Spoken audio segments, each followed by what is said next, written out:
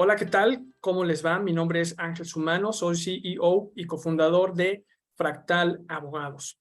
Y bueno, el día de hoy vamos a platicar sobre un tema sumamente interesante. Nos acompaña la doctora Verónica Tie para platicar respecto del tema de la vacunación de menores de 6 meses a 4 años de edad contra la COVID-19 y hoy estamos a 26 de julio del 2022, fecha en que estamos grabando esta cápsula para compartir información de valor a mamis y papis que muy probablemente se estén preguntando si es seguro o no vacunar a sus pequeñitos o pequeñitas. Doctora Verónica Tie, qué gusto tenerte aquí, bienvenida. Muchas gracias, Ángel. Muy buenas tardes a todo tu auditorio. Bueno, tardes, días, mañanas, cuando lo vayan a ver. Correcto, muchísimas gracias, doctora. Bueno, pues la doctora Verónica Tie es química farmacéutica bióloga con especialidad en bioquímica y microbiología, egresada de la Facultad de Química de la UNAM, maestra en patología molecular y toxicología por la Universidad de Leicester, Inglaterra, y doctora en inmunología por el Imperial Cancer Research Fund, actualmente The Francis Crick Institute y University College London en Inglaterra. Es coordinadora de la iniciativa Convidemos Vida e integrante de la iniciativa Vacunemos con Evidencia. Su enfoque principal es en información científica para público en general, análisis y gestión de riesgos por COVID-19. También participa en protocolos de investigación sobre long COVID, es decir, COVID persistente. Muy bien, y para dar un poco de contexto previo a entrar contigo, doctora, que pues, insisto, es sumamente valioso el tenerte hoy aquí para compartir esta información, queremos dar un poco de contexto al auditorio. El 17 de junio de este año, la Administración de Alimentos y Medicamentos de los Estados Unidos, la FDA, por sus siglas en inglés, autorizó el uso de emergencia de la vacuna contra el COVID-19 de Moderna y la vacuna también de Pfizer-BioNTech para la prevención de dicha enfermedad y para incluir su aplicación en niños a partir de los 6 meses de edad. La evaluación y el análisis de la FDA sobre la seguridad, eficacia y datos de fabricación de estas vacunas fueron rigurosos y exhaustivos y respaldan las autorizaciones de uso de emergencia. Y también, por último, para entrar en contexto, el Centro para el Control y Prevención de Enfermedades de recomienda la vacunación básica en pequeñitos y hoy también incluye la vacuna contra la COVID-19. Y bueno, pues como sabemos el día de hoy, ya los pequeñitos de este grupo poblacional, doctora, están regresando a las guarderías, están regresando a los kinder. Entonces, pues para entrar en materia, doctora, nos gustaría empezar con la primera pregunta.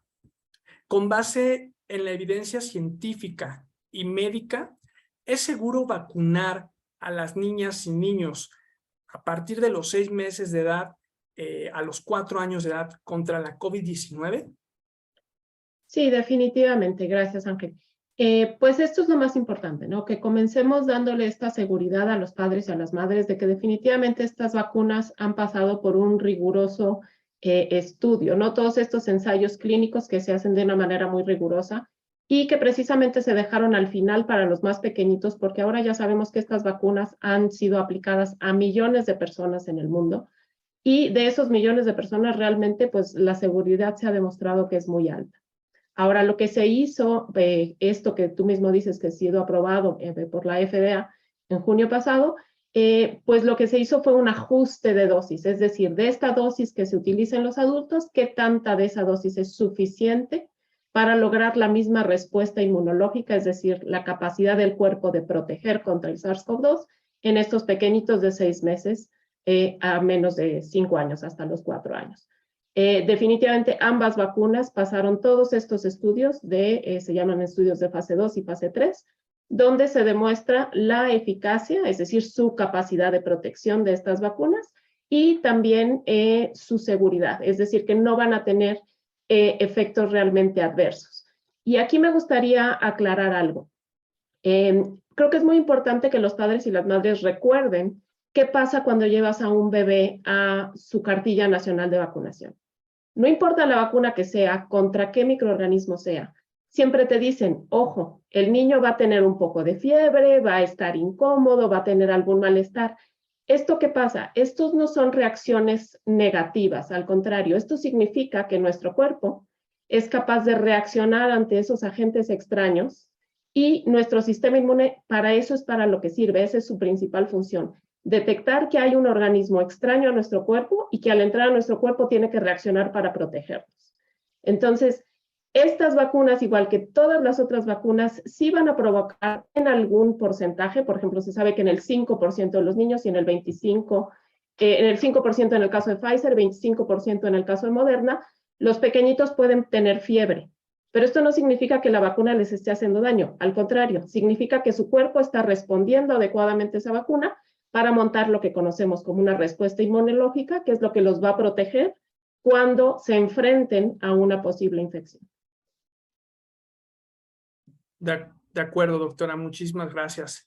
Pues mencionas ahorita también puntos importantes como las vacunas o las marcas de vacunas, que esa sería la otra pregunta, y las que están autorizadas ya por parte de la FDA. Entonces, es la vacuna Pfizer y la vacuna Moderna actualmente las que circulan para que puedan ser aplicadas a este grupo poblacional. Así es, esas son las dos que están autorizadas por la FDA en estos momentos, porque los ensayos clínicos se van haciendo justo en diferentes poblaciones, y estas son las poblaciones que han abarcado y para las que se aplicó para la FDA. En este momento la OMS, tanto la OMS como la EMA, que es la Agencia de Medicamentos de Europa, que tiende a ser la más estricta, están todavía en protocolos de revisión, pero normalmente cuando ya hay una autorización por parte de la FDA, tanto estas dos agencias, la OMS como la EMA, como la misma COFEPRIS en México, pues se basan en todos estos estudios que se han presentado ya a la FDA. Entonces, pues lo más seguro es que dentro de muy pocos días se haga la aprobación por el resto de las agencias internacionales. Muchas gracias, doctora. Y también ahorita mencionaba sobre los posibles síntomas como cualquier vacuna, que puede dar un poquito de fiebre, pero ¿qué pasa? ¿Cuál es el riesgo de no tener vacunado a un pequeñito que tiene este rango de edad, de 6 meses a 4 años de edad? Pues mira, realmente aquí hay algo que es muy importante y siempre tenemos que sopesar lo que para cualquier medicamento, no solamente para las vacunas, se llama este equilibrio riesgo-beneficio, es decir, qué tanto riesgo tengo de una enfermedad y qué tanto beneficio me va a dar contra esa enfermedad este medicamento que voy a utilizar, en este caso otra vez las vacunas.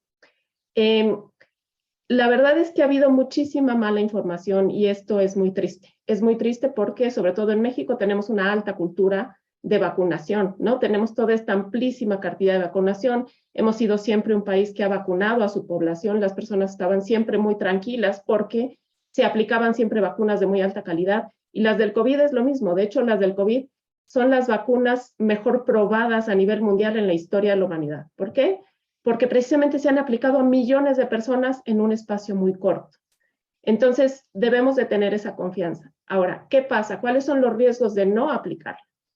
Desafortunadamente, hubo un mensaje, no solo en México, pero fuertemente en México y también a nivel mundial, que los pequeñitos no se contagiaban. Esto no es cierto. Los niños sí se contagian, tanto de manera asintomática, es decir, que no presentan nada y que quizá no nos damos cuenta, como de manera sintomática. Tanto sintomáticos como asintomáticos pueden contagiar a otras personas. Y entonces aquí vienen otros riesgos, es decir, estos pequeñitos, como tú decías, van a empezar a ir a guarderías, van a empezar a ir a ciertos lugares. ¿Qué pasa si ellos se contagian? Aún asintomáticos, pueden llevar ese contagio, por ejemplo, a los abuelitos. Entonces, esto no es, nunca veamos la vacunación como solo una cuestión de una persona, sino de todo lo que esto implica en su familia y en su medio. Ahora, los pequeños pueden presentar enfermedad ya sea leve, pero desafortunadamente también hay porcentajes de niños que desarrollan una enfermedad severa y también ha habido casos de fatalidad.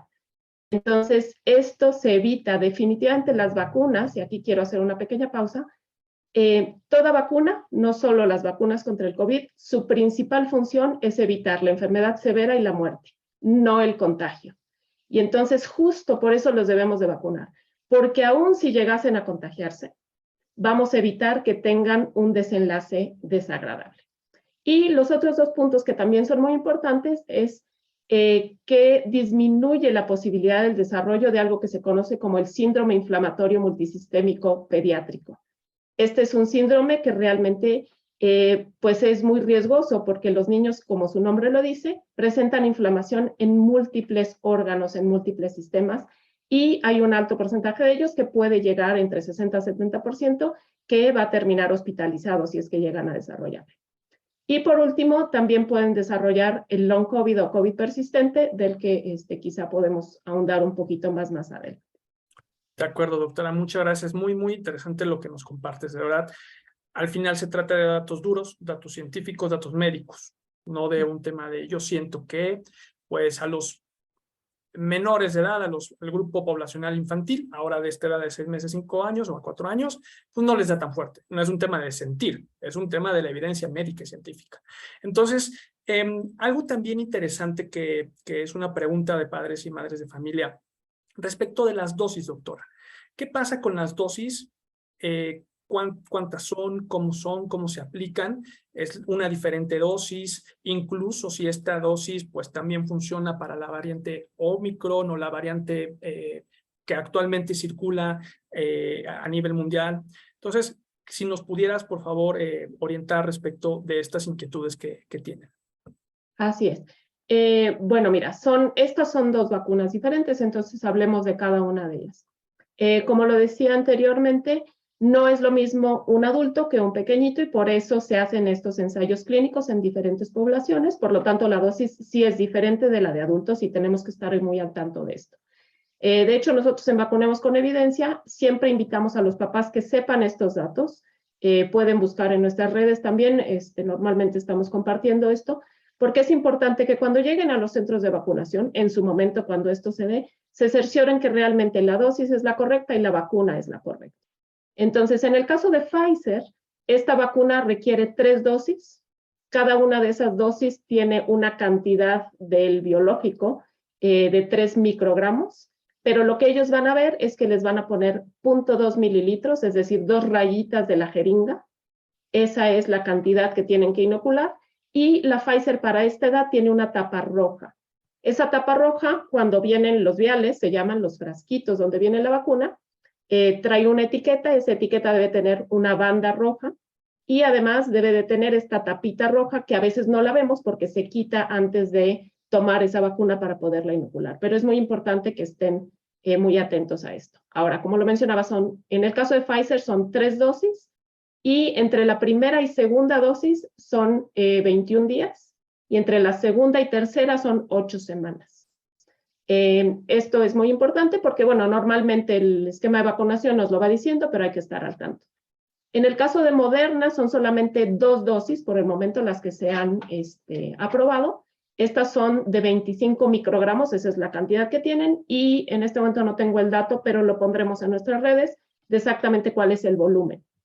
En el caso de Moderna se sugiere una tercera dosis, pero solamente para niños que tengan algún tipo de inmunocompromiso, es decir, que tengan que su sistema inmune no funcione tan bien como el resto de los pequeñitos. Pero aún así nosotros creemos que es muy probable que se logre, que se sugiera eventualmente que se recomiende una tercera dosis. Y en el caso de esto, es un mes de diferencia entre primera y segunda dosis en el caso de Moderna. De acuerdo, doctora, muchas gracias. Ahora, la otra pregunta es, ¿hay alguna razón científica, médica, que impida ahorita que en México se estén aplicando las vacunas a este grupo poblacional? Como, pues es que tenemos que esperar a ver qué pasa en otros países, hay que esperarnos unos meses, sabemos lo que pasó el año pasado, que desde octubre del año pasado se autorizó la vacuna, igual por la FDA, para el grupo poblacional de 5 años en adelante. Y en México no tiene más de 2 meses que apenas están comenzando a aplicar. Entonces, desde el punto de vista experto tuyo, ¿cuál es la razón por la cual ahorita no se están aplicando las vacunas? Pues mira, desafortunadamente ha habido muchísima controversia y muchísima incongruencia en el mensaje que hemos tenido por parte de las autoridades de salud. porque todos los datos, como tú bien los dices, están ahí. No es una cuestión de apreciación, ¿no? Tenemos los datos a nivel tanto nacional como mundial de que los niños sí se enferman, ¿no? Como lo decía yo, sí se contagian, sí se enferman y sí pueden tener complicaciones. Y antes de entrar más en esta controversia, me gustaría darte los datos duros. Con datos al 24 de julio, porque no siempre aparecen estos datos, es decir, no tienen tal regularidad. Con datos al 24 de julio, estos son datos de la Secretaría de Salud. Durante la última semana, en esta quinta ola, en el grupo de edad de 0 a 17 años ha habido 12,413 contagios. Sin embargo, este número tiene un subregistro, es decir, es menor al número real. ¿Por qué? Porque en México desafortunadamente no se hacen el número de pruebas necesarias. Desde el 2020, a finales del 2020, seguramente todos han escuchado del ENSANUD, esta encuesta nacional de salud y población que hace el Instituto Nacional de Salud Pública. En el 2020 se incluyó una parte donde lo que hacían era revisar a través de muestras de sangre cuántas personas habían desarrollado COVID a pesar de no darse cuenta, es decir, cuántos asintomáticos teníamos. Y con ello se encontró un factor en el que sabemos que el subregistro que hay en México es de 30 veces. Es decir, por cada caso reportado por la Secretaría de Salud, en realidad hay 30. Entonces, voy a estar usando este factor en todas las cifras que te voy a dar. Estos 12,413 casos, al multiplicarlo por 30, nos da que solo en la última semana, entre 0 y 17 años, se han contagiado 372,390 menores de edad en México. Esto es a nivel nacional. El acumulado a través de la pandemia, si hacemos toda esta factorización, es de casi 13 millones de menores que se han contagiado. Ahora, si vamos a este grupo que estamos hablando el día de hoy para lo de la vacuna, en la última semana de 0 a 2 años tenemos a 52,260 menores contagiados. Y el acumulado a través de la pandemia es de 1,109,760. Ahora, un dato que es preocupante, que ahora podemos hablar de ello un poco más adelante, es que por estudios de long COVID sabemos que el 25%, es decir, 1 de cada 4 niños que se llega a contagiar de COVID, tiene la probabilidad de desarrollar este COVID persistente. Entonces, con este 1,100,000 de niños de 0 a 2 años, estamos hablando de casi 300,000 pequeños que tienen este riesgo. Esto es ya en pasado, pero pues obviamente entre más niños se contagien, esto aumentará. En el caso de niños de 3 a 5 años, en la última semana se han contagiado 46,050 pequeños. Esto nos lleva a un total de casos durante la pandemia de 1,130,760, que si aplicamos este 25% de COVID persistente nos lleva a 282,690 niños. Es decir, si sumamos de 0 a 5 años, en México podemos llegar a tener ya solamente con los casos al día de hoy alrededor de 600,000 casos de niños con COVID persistente. Esto no es una cifra linda y esto es algo que definitivamente tenemos que evitar. Ahora, no se trata de que nos apaniquemos, no se trata de que con esto salgamos todos corriendo y creamos que esto es horrible. Se trata de tener los datos y saber que las cosas sí pasan y que por tanto debemos de actuar en consecuencia. Entonces, para darte los últimos 2 datos, hospitalizaciones en el grupo de 0 a 17 años, 525 en la última semana, con un acumulado de casi 18,000. Y desafortunados fallecimientos, 1,313 son los reportados por la Secretaría de Salud, pero cuando se busca este dato del exceso de mortalidad, en realidad en México desafortunadamente hemos perdido a 2,563 menores de edad. Ahora, este exceso de mortalidad, solo para que lo comprendan, se refiere a que pues anualmente siempre mueren personas. Entonces tenemos un aproximado de cuántas personas se mueren al año. El exceso de mortalidad son aquellas personas que han muerto en exceso a través de la pandemia y que por lo tanto sabemos que son relacionadas con COVID. Y entonces, pues, creo que todos estaremos de acuerdo que realmente este número, pues, sobre todo con una enfermedad que es prevenible por vacunación, pues no es aceptable, ¿no? Como decimos los científicos, un solo niño que fallezca por una enfermedad prevenible por vacunación es demasiado. Totalmente de acuerdo, doctora.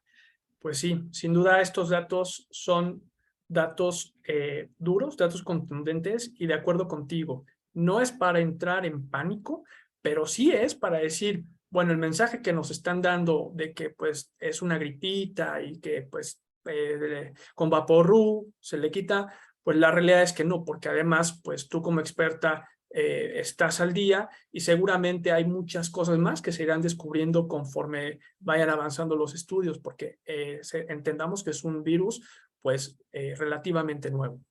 Ahora, doctora, ahorita un punto importante sería preguntarte también, ¿qué pasa si no se vacuna a los pequeñitos y pequeñitas? También se daba este mensaje de que su sistema inmune es más resistente, su sistema inmune está preparado para el virus y casi para eso y más cosas. Entonces, ¿acaso su sistema inmunológico de los pequeñitos no es suficiente para lograr la inmunidad de COVID-19? Sería esta la pregunta.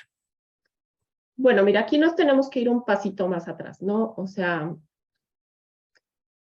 hay una razón por la que a los niños se les vacuna desde pequeñitos con toda esta cartilla nacional de vacunación. Cuando uno nace, cuando nacemos, nuestro sistema inmune, como todo el resto de nuestro organismo, está inmaduro. Es decir, es menos capaz de lidiar con algunas cosas de lo que será posteriormente. Ahora, conforme los niños van creciendo, ese sistema va madurando y de hecho, dentro de cierta edad, hasta ser jóvenes, digamos, se tiene un sistema inmune mucho más fuerte que lo que tiene ya un adulto mayor, porque obviamente vamos, ¿no? Vamos subiendo, vamos mejorando y luego pues empezamos a decaer. Esto pasa en todos nuestros órganos, en todos nuestros sistemas.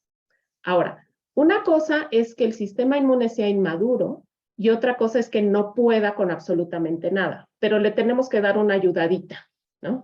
Entonces, las vacunas, y esto creo que es un punto muy importante que no se dice en general, las vacunas, desde mi muy personal gusto, y por supuesto soy inmunóloga, son los medicamentos más parecidos a la naturaleza. ¿Por qué? Porque lo que hace una vacuna es presentarnos a un microorganismo y decirnos, ojo, aquí viene este microorganismo que te puede hacer daño, pero además te lo voy a dar en un formato que no te hace daño. Es decir, en la vacuna tenemos los componentes de ese microorganismo, pero no tenemos la toxicidad, digámoslo así, la virulencia de ese microorganismo. Entonces, la vacuna lo que nos está haciendo es entrenarnos para reaccionar con nuestro sistema inmune a un microorganismo. Entonces, sí, los niños son altamente vulnerables porque no tienen un sistema todavía bien desarrollado. Si les damos la vacuna, van a poder desarrollar esa protección. Y eso es lo que necesitamos, que estén protegidos. Porque se habló mucho de que el COVID, y esto es tanto para menores como para adultos, que el COVID pues era simplemente un microorganismo más con el que nos íbamos a enfrentar, íbamos a montar una respuesta inmunológica y pues íbamos a salir adelante. Y esto desafortunadamente no es cierto. Ya hay muchísima evidencia que nos muestra que el COVID puede dañar nuestro sistema inmunológico a largo plazo. Entonces, como lo decía, la vacuna es segura porque la vacuna tiene los componentes que nos enseñan a reaccionar, pero no tiene estos efectos tóxicos, digamos, estos efectos virulentos que tiene el microorganismo completo. Entonces, infectarnos de COVID sí desarrolla cierta inmunidad, pero con el riesgo de todo aquello que puede afectar este microorganismo en nuestro propio organismo, como es una afectación a nivel pues cardiovascular, lo hemos visto, ¿no? Pulmonar, cardiovascular, también hay afecciones digestivas y sobre todo también es un virus que no solo es respiratorio, sino que afecta a nuestro sistema nervioso central.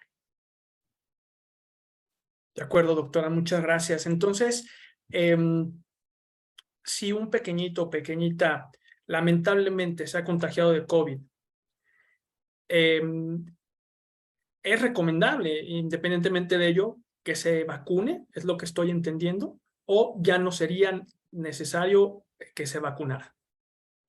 No, sí es necesario que se vacune porque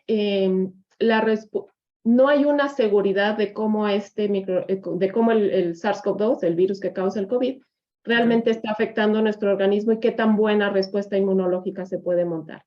Ahí, dependiendo, hay que consultar, dependiendo de la edad, con el pediatra, cuál es la recomendación. Normalmente la recomendación, por ejemplo, de 5 años en adelante es que después de haberse contagiado, una vez que ya no presenten síntomas, se espera un mes para aplicar la vacuna.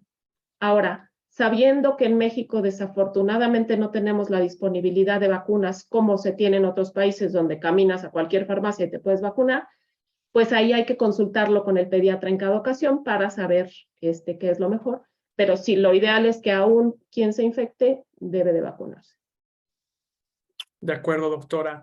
Pues sin duda esta información que nos compartes es sumamente valiosa para aquellas mamis y papis que pues están con esta incógnita del por qué debo de vacunar a mi pequeñito o pequeñita si todavía no se ha anunciado la vacunación. Platicábamos de lo que ocurrió pues ha venido ocurriendo con el grupo poblacional en México de menores de edad, que siempre se van liberando o autorizando estas vacunas bajo el argumento de que no es tan grave la enfermedad y ya meses después, sí, ya hay que vacunarlos. Pero ahorita en esta quinta ola que bien comentas, ya pues vemos que las actividades, inclusive de pronto las mismas autoridades han relajado mucho las medidas y pues si nuestros pequeñitos y pequeñitas acuden a espacios cerrados, finalmente un salón. Evidentemente no todos tienen la posibilidad de estar ventilados y la interacción entre los pequeñitos. No me imagino a un niño de 1 año, 2 años todo el tiempo con el cubrebocas, si uno como adulto no lo hace. Entonces, esa propagación y ese riesgo de lo que nos has platicado, pues es latente para los niños y las niñas, y la evidencia científica, como tú lo has comentado aquí, respalda que no hay que temer a las vacunas para ese grupo poblacional, ¿no? Sí, no, totalmente de acuerdo. No hay que temer a las vacunas y tampoco hay que necesariamente vivir en pánico en relación al virus. Pero, por ejemplo, aquí hay puntos muy importantes que estás mencionando. Es cierto que de 0 a 2 años, por una cuestión de autocontrol, es muy difícil que un pequeñito mantenga un cubrebocas. Por ello, en ellos es todavía más importante que estén vacunados. Y aquí sí me gustaría hacer mucho énfasis esto que decías, que se han relajado las medidas. Ese sí es un error. Aprender a vivir con el virus, ¿no? No es, bueno, pues ya que nos infecte, ¿no? Y a ver qué nos pasa. Porque no, de verdad, este no es un virus, no es una gripa, es un virus que puede causar graves problemas, ¿no? A largo plazo. Como lo mencionábamos, el COVID persistente es una enfermedad que se presenta en el 25% de los niños, es decir, 1 de cada 4, y que puede ser desde simplemente alteraciones en el sueño, fatiga, alteraciones en el estado del humor, a una cuestión de discapacidad. Puede llegar a ser totalmente discapacitante y esto lo vemos tanto en pequeños como en adultos.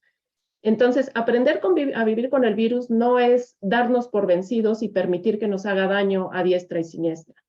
Es aprender a utilizar las medidas, mantener las medidas y hacerlo correctamente. Entonces, de 0 a 2 años, como no se puede utilizar la vacunación, perdón, que no se puede utilizar el cubrebocas, es más importante la vacunación. Pero aquí, ojo, aún todos los que nos podemos vacunar o que ya estamos vacunados, la vacunación no es la panacea, porque la vacunación evita simplemente la enfermedad severa, grave y la muerte. Pero la vacunación no evita el contagio, no evita en su totalidad el desarrollo COVID persistente y no evita que contagiemos a otros propagando esto. Muchas personas me preguntan, ¿cuándo se va a acabar la pandemia? La pandemia se acabará el día que entendamos que debemos de usar correctamente un cubrebocas, todos, que debemos de utilizarlo siempre que interactuemos con personas fuera de nuestro núcleo familiar. De hecho, aún en nuestro núcleo familiar, si salimos a trabajar, eso ya es un riesgo, pero obviamente tenemos que poner un límite hasta donde pues aceptamos este riesgo, ¿no? Dentro de la familia. Pero siempre que salgamos de casa debemos traer un cubrebocas bien puesto. Y aquí es muy importante que se hable, ojalá y en algún momento, pues también a todo este público que tú tienes, se les hable sobre el contagio por aerosoles. Porque seguimos poniendo mucho énfasis en el contagio por superficies, que en COVID no es tan importante.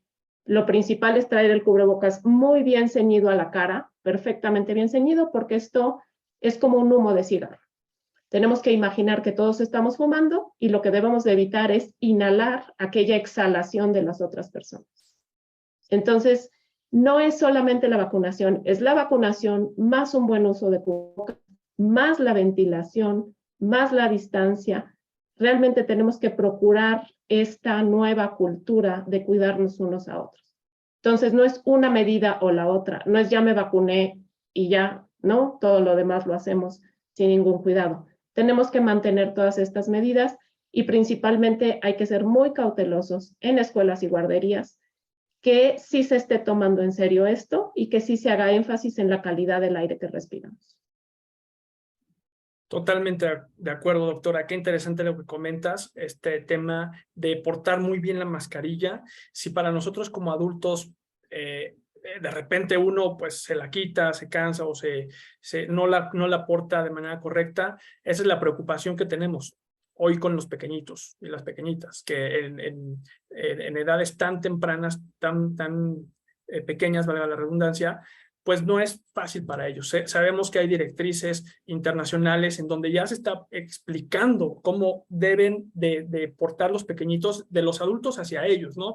A hacer actividades lúdicas, porque es la nueva normalidad que tanto se hablaba, porque para ellos ya es vivir con esto, o bueno, comenzar su infancia con esto, pero creo que tampoco se le ha dado mucha difusión a esa cuestión en los pequeñitos. Entonces, la vacuna, lo que entendemos es ayuda significativamente a prevenir que este virus dé tan fuerte y aunque le haya dado a la menor o al menor, pues ayuda igualmente tener la aplicación de la vacuna para evitar inclusive temas como o disminuir, entiendo, el riesgo de COVID prolongado. Entonces, pues por donde le veamos, la aplicación de la vacuna en este grupo poblacional es segura, es importante, aunada a las medidas adicionales que bien nos comentas, porque pues la vacuna no va a evitar que nos contagiemos. Así. De acuerdo, doctora. Y por último, para ir concluyendo la entrevista, la iniciativa que tú tienes, si nos puedes platicar a nuestro auditorio un poquito más para también que a lo mejor ellos, mamis y papis, puedan encontrarlos en redes sociales, seguirte a ti. Tienes la iniciativa, eres coordinadora de la iniciativa Convidemos Vida y también de la iniciativa Vacunemos con Evidencia. Aquí, ¿qué información podemos encontrar para saber más acerca de datos estadísticos o de seguridad de la vacuna? Mira, principalmente, bueno, voy a ir por pasos. En Vacunemos con Evidencia, somos un grupo de médicos y de científicos que a lo que nos hemos dedicado precisamente con este retraso, ¿no?, que vimos en la autorización de la vacuna en México y con todos estos mensajes contradictorios de que si vacunamos, no vacunamos, la vacuna no está aquí. Lo que hemos hecho es que también nos aliamos con algunos grupos de abogados y estamos apoyando que ellos, así como en el caso de ustedes, pues interpelen estos amparos, porque esa es la manera de presionar como sociedad para que pues el gobierno realmente nos vacune, porque parece, por todo lo que hemos experimentado, que esta es más una cuestión económica en la que se está minimizando el riesgo en los niños y entonces pues no se va a gastar en algo que se considera que es de bajo riesgo cuando ya estamos probando con los datos que sí tiene un riesgo y que no vale la pena correr. Entonces, en Vacunemos con Evidencia, realmente lo que hacemos es pugnar, exigir al gobierno que pues atienda todos estos datos, que vea los datos duros y que vacune a nuestros pequeños. Entonces, pues ahí agradeceríamos que nos ayuden, que nos apoyen precisamente porque necesitamos una sociedad segura de lo que queremos y que presionemos a este gobierno simplemente para cumplir con su responsabilidad constitucional de salvaguardar nuestra salud y que eso está totalmente relacionado con nuestra educación y también con la economía, porque además sin salud no hay educación, sin salud y educación no hay economía. Entonces esto de salgamos todos por la economía, pues no funciona si no cuidamos primero la salud. Por otro lado, en Convidemos Vida, a lo que nos dedicamos es justo a la gestión de riesgos por COVID. Damos pláticas, entonces pues nos gusta principalmente que las personas estén informadas, pero que además tratamos de informarlas en base a sus propios conocimientos, ¿no? O sea, tratamos de bajar esta ciencia que a veces es un poco difícil de comprender para el día a día y que las personas la apliquen en su día a día. Desarrollamos protocolos en escuelas, ayudamos a las escuelas precisamente a que comprendan la importancia de las medidas y estamos tratando de, pues, concientizar y sensibilizar a diferentes autoridades que nos han dejado mucho sobre la importancia de la calidad del aire, ¿no? O sea, como hoy en día, yo creo que esta es una frase que hemos usado algunos científicos que puede quedar muy clara. Así como en los 50 se descubrió que era muy importante la calidad del agua que bebemos, y hoy en día nadie se tomaría un vaso de agua negra, ¿no? O sea, de aguas negras o de aguas no potables, pues hoy en día necesitamos tener una calidad del aire que respiramos. Entonces, básicamente eso es lo que hacemos en estas dos iniciativas. Qué extraordinaria labor, doctora, y muchas felicidades. Y sí, precisamente es importante decirle a nuestro auditorio, como bien comentas, no entrar en pánico, tener estas medidas, saber ahora que la vacuna, pues sí la pueden recibir, y también el qué hacer, cómo lo hago, ¿no? Y justamente lo platicábamos poquito antes de la entrevista, doctora. Nosotros en Fractal igualmente nos hemos dedicado a apoyar a mamis y papis que desde el año pasado, que igualmente no se liberaba esta vacuna, cuando veíamos, creo que es un sentido de impotencia, es no sé, la palabra que de repente nos da y vimos a las familias, decir, ¿por qué tengo que llevarlo hasta allá, a Estados Unidos? Yo no puedo llevarlo a Estados Unidos a mis hijos por la cuestión económica, por la cuestión de que tú quieras y mandes, y decir, pues es un derecho el acceso a la salud. Entonces, precisamente en Fractal hicimos eso y estamos continuando con eso de a través del amparo, como tú bien dices, solicitar a las autoridades, a los jueces federales, para que, pues, la palabra es esta, doctora, obliguen a vacunar a los pequeñitos y pequeñitas, porque pues no puede ser que cuando se les antoje o muchos meses después, empiecen a aplicar las vacunas, si con esto que nos acabas de platicar, estas consecuencias, estos riesgos, y si ya está avalado por la ciencia y la medicina, ¿por qué no empezar a vacunarlos desde este momento? Entonces, pues sí, sumamente valioso lo que nos compartes, y obviamente para que pues papis y mamis tengan esta información. Antes de despedirnos, doctora, ¿en dónde te pueden encontrar? ¿Cuáles son tus redes sociales? Porque yo te sigo en Twitter, veo que publicas cuestiones muy interesantes. Gracias, sí, claro que sí. Pues mira, Convidemos Vida es muy fácil porque es todo junto, convidemos de convidar, Convidemos Vida. Nos encuentran como convidemosvida.org, tenemos una página. Realmente publicamos menos de lo que quisiéramos porque el tiempo a veces no da, pero ahí nos pueden encontrar. Los correos también es muy fácil, contacto@convidemosvida.org. Y en el caso de Twitter, yo estoy en Twitter como @Verónica ATMO, A mayúscula, T minúscula, M mayúscula o minúscula. Y pues ahí nos pueden encontrar. Ahí también publico mucho del resto normalmente en todas las publicaciones están arrobados todos los médicos y científicos que forman parte de la iniciativa. Eso, perfecto, evidencia científica y médica, que es la que hoy necesitamos, no otras cosas, no más allá de presentimientos ni nada aquello de porque pues a mí me dio leve, a los demás les va a dar leve. Entonces, doctor, ¿algún último comentario, algo más que quieras compartir con nuestra audiencia, principalmente las mamis y papis que pues ahorita te están escuchando y seguramente muchas de sus preguntas han sido respondidas por ti, de sus inquietudes, de sus temores? ¿Qué mensaje final les dejarías? Pues mira, sobre todo que quizá era una ilusión, ¿no? Pero cuando nosotros comenzamos con Convidemos Vida, nuestra idea es que la sociedad a través de la pandemia iba a lograr ser más corresponsable. Que esto que tú señalas, no soy solo yo. El hecho de que yo me contagie o no me contagie, pues obviamente es parte del riesgo que yo puedo o quiero correr en ciertas circunstancias. Pero que todas aquellas acciones que nosotros llevamos a cabo afectan a otros y las acciones de otros nos afectan a nosotros. Es decir, hoy podemos ir a un centro comercial, que bueno, yo no lo sugiero, pero vamos a un centro comercial y un perfecto desconocido te contagia de COVID. Pero ese perfecto desconocido puede ser tú. Entonces, mi invitación es a que realmente busquemos información basada en evidencia, que no nos vayamos con todos estos mitos culturales y con todas estas falacias que nos encontramos en Internet, y que a través de eso tengamos la información que nos permita ser corresponsables con la sociedad. Vivimos en una sociedad muy fracturada en todos sentidos. Y si hay algo que debemos de hacer es entender que si nosotros ponemos realmente ese entendimiento y esa sensibilidad por los otros, podemos salir de la pandemia. Es muy difícil que salgamos de la pandemia desde el individualismo, porque a donde vayamos va a haber personas con las que estamos conviviendo, que podemos afectar su salud y que pueden afectar nuestra salud. Y no solo es pensar en nosotros, ¿no? O sea, yo siempre, por ejemplo, les digo a mis hijas, ¿Tú qué quieres que hagan los demás de ti? Imagínate qué triste que una persona por flojera de no usar un cubrebocas afecte tu vida o la de alguien en tu familia, ¿no? O sea, son pequeñas acciones que parecen, ¿no? Mucha gente dice, es que es dificilísimo. Hay cosas más difíciles, ¿no? Un long COVID es mucho, mucho más difícil que ponerte un cubrebocas bien puesto. Entonces, pensemos en nosotros, pensemos en los demás y aportemos esta parte a una sociedad que tanto necesita de esa fraternidad y de esa empatía. Pues muchas gracias, doctora. De verdad muy agradecidos contigo, con la labor que estás haciendo.